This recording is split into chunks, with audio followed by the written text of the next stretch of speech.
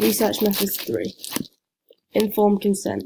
An informed consent form is a legal document which outlines to a participant what they will be doing, and if the participant decides to sign the document, they are agreeing to take part in the research. It is needed to protect the participant as well as the researcher, as it shows the participant has agreed to take part, but also shows exactly what they have agreed to, protecting both parties. It shows many different pieces of information, starting with the participant's details such as name and date, seen on this form, name, age, date and gender, and then followed by this are the details of the investigation itself, starting with the name of the investigation, details of protocols, benefits and potential risks, and then this is followed by 2 statements. They're showing that they can withdraw at any time, and also confirming that any data that is produced will be confidential. This is then followed by where the participant's signature and the signature of a parent or guardian if they're under 18, and finally the signature of the investigator. The informed consent form would be used in a scenario such as if a researcher was to conduct health tests. As when I did my full screening health test on 2 clients, I had to use informed consent form to ensure that the participants knew what they were taking part in and that they were agreeing to the process. Confidentiality. Confidentiality means that the information that is collected during the investigation is only published if relevant, and under no circumstances is any information that would jeopardize keeping the participant anonymous released.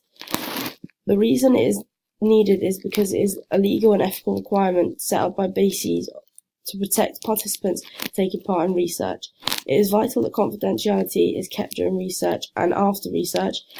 This is done by any paper documents being kept in a filing cabinet with a lock, or if it is on a computer, it should be kept password protected. Only relevant people with a valid reason to see the data will have access. Additionally, codes can be used. For example, instead of using an individual's name, they could be numbered 1 to 10.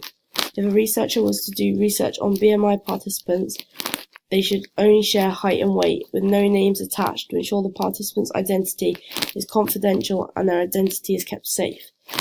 There are serious consequences if the confidentiality of an individual is breached. There's consequences for participants as well as researchers. For participants, if their personal details are released into the public, it is possible that their identity could be stolen. For the researcher, it could lead to the results of their research being discarded as well as prosecution or ban. The Data Protection Act of 1988 covers confidentiality. BASES. BASES stands for British Association of Sport and Exercise Scientists. They have the role of making sure that all research is legal and ethical. They do this to protect the researcher and the participants. They do this by producing a code of conduct.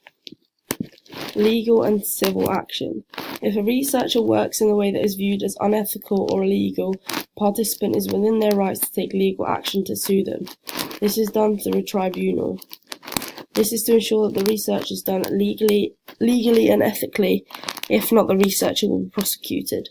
For example, if a researcher wanted to investigate the effect of creatine supplement on performance, but was actually giving participant hormone supplements without them being aware, this would be working illegally and unethically, and if the participants found out, it would be likely they'd take the researcher to a tribunal. An advantage of the civil and legal action is it makes participants feel safe during investigation that the researcher is being truthful. Additionally, it reduces the chance of illegal and unethical work for researchers, as there is a lot to lose if they go to tribunal for illegal and unethical research. For example, they could get a ban for doing a research, or even be told they aren't allowed to take part in any research going forward, depending on the severity of their act. A disadvantage is a researcher could be prosecuted for a small accidental error, meaning that all research that they had done previously is invalid and they can no longer be trusted, even though they didn't mean to make that mistake. Secondly, the participant may not know how to or feel confident enough to take a researcher to tribunal, meaning researchers could get away with unethical research. Tribunals. A tribunal is a court of law officiated by bases. The reason tribunals are needed is it allows researchers to be punished or banned for unethical or illegal research. An example of this, as I previously mentioned, is if a researcher wanted to investigate the effects of creatine supplements on performance, but was actually going to give participant hormone supplements without them being aware, this would be working illegally and unethically. And if the participants found out, it would be likely they'd take a researcher to a tribunal. An advantage of a tribunal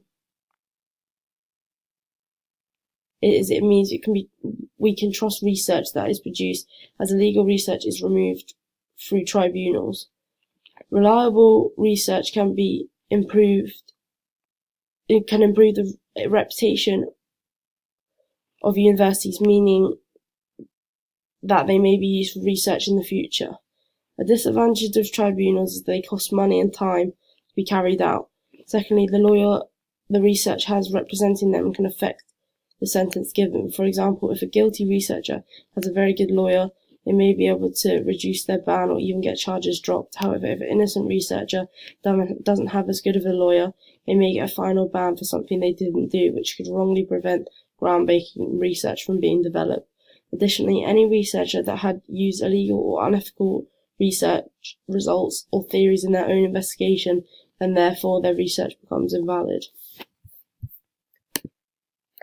Measures to prevent future research. Using punishments such as fines or bans to prevent illegal or unethical research. The severity of the punishment depends on the severity of the act as well as the strength of the lawyer representing them. An example could be a researcher receiving a ban for giving a stronger dosage of medicine or supplement than they were testing than they stated on the informed consent form. An advantage is that it means that the research published is trustworthy, as well as it can cause researchers that work unethically before their ban to start afresh after their ban and start working correctly. This also allows for justice to be brought to those treated unfairly. A disadvantage is the bigger the company, the less the fine given to them to prevent illegal research affects them. For example, a large company could be given a fine and it wouldn't affect them, whereas a small company could be given the same fine and it could be financially damaging. As well as this, researchers could serve their ban and then continue to conduct research unethically and illegally. Well-known successful researchers could get banned, stopping groundbreaking research that could change sport for the better from being developed.